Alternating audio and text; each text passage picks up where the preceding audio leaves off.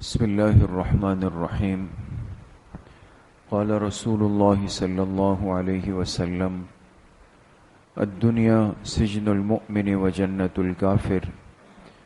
جناب رسول اللہ صلی اللہ علیہ وسلم کا ارشاد مبارک ہے کہ دنیا مومن کے لیے قید خانہ ہے اور کافر کے حق میں جنت ہے۔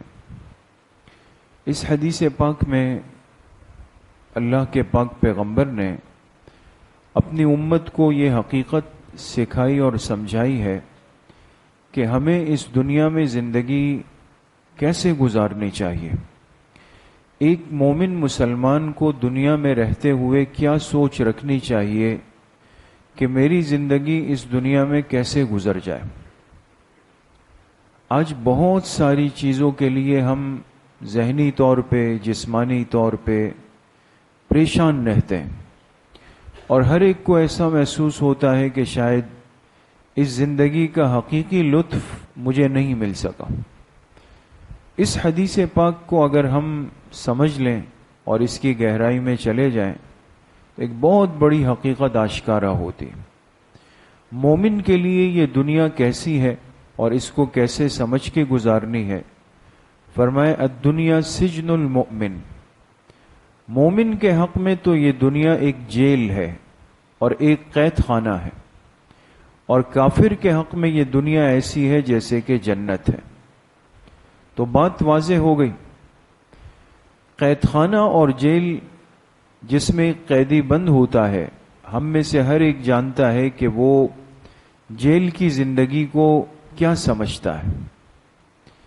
سب سے پہلی بات تو یہ ہے کہ کوئی بھی، چاہے وہ بے قصور ہو یا قصوروار ہو، اگر کسی کو قیدی بنا کر جیل کی سلاخوں میں بند کر دیا جائے، کوئی بھی اس زندگی کو پسند نہیں کرتا، بلکہ وہاں سے آزادی کو چاہتا ہے کہ کون سا دن آئے گا کہ میں اس قید خانے سے نکلوں گا، اس سلاخوں سے نکلوں گا اور آزاد دنیا کے اندر چلا جاؤں گا۔ دنیا ہمارے لیے ایسی ہے، ہمیں اگر یہاں دل لگانا ہے تو اس کا مطلب یہ کہ ہم قید خانے کی زندگی پر راضی ہو چکے ہیں۔ اگر ہمیں یہاں عیش و عشرت کی تلاش ہے، خوشیوں کی تلاش ہے، تو اس کا مطلب ہم جیل کے اندر رہ کر اپنی زندگی پر راضی ہو چکے ہیں، اور یہ عقل کے خلاف ہے۔ دوسری بات یہ کہ جو قید خانہ ہوتا ہے، جو جیل ہوتی ہے، اس میں قیدی کو یہ بات ذہن میں بٹھا دی جاتی ہے کہ یہاں کی زندگی میں تم اپنی مرضی نہیں کر سکتے، کہ یہ چاہو کہ جی میں صبح اتنے بجے اٹھوں، پھر یہاں جا کے نہاؤں، پھر یہ کھاؤں، پھر یہ آرڈر کروں، جہاں چاہوں لیٹ جاؤں، جہاں چاہوں گپ شپ کروں۔ ایسا تو نہیں ہے۔ قید خانے کی زندگی تو پابند زندگی ہے، وہاں وہ کرنا ہے جو آرڈر آئے گا، جو حکم آئے گا۔ مومن کے لیے دنیا کی زندگی یہ ہے، ہم اس کو اپنے سوچ، اپنے مزاج، اپنے ذوق سے نہیں گزار سکتے۔ ہم یہ نہیں کہہ سکتے کہ جی میری زندگی میری مرضی، نہیں۔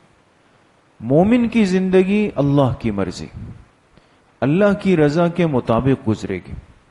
لہذا جو احکامات، جو تعلیمات، جو عبادات اللہ پاک کی طرف سے اس امت کو دیے گئے، ہم اس دنیا کی زندگی میں رہ کر اس کو پورا کرنے کے پابند ہیں۔ اگر ہم کوئی حکم توڑ دیں، نماز کی پابندی نہ کریں، روزوں کی حفاظت نہ کریں، گناہوں سے نہ بچیں، یہ ایسا ہے جیسے ایک قید خانے میں ایک قیدی وہ وہاں کے احکامات کو توڑ دے، پھر کیا ہوگا؟ اس کو سزا ملے گی۔ اس لیے میرے عزیزوں، دوستوں، بزرگوں، اس دنیا کو اتنا زیادہ دل دے دینا، پھر اس کی وجہ سے انسان بہت پریشان ہوتا ہے، دن میں بھی پریشان ہوتا ہے، رات میں بھی پریشان ہوتا ہے، نیند بھی نہیں آتی، ہر وقت دنیا کی سوچ دماغ کے ساتھ لگ جاتی۔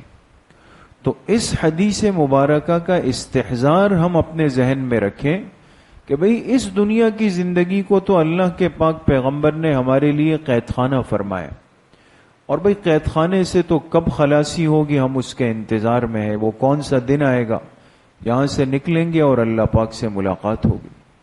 اللہ کریم صحیح عمل کی توفیق نصیب فرمائے۔ الحمد لله رب العالمين.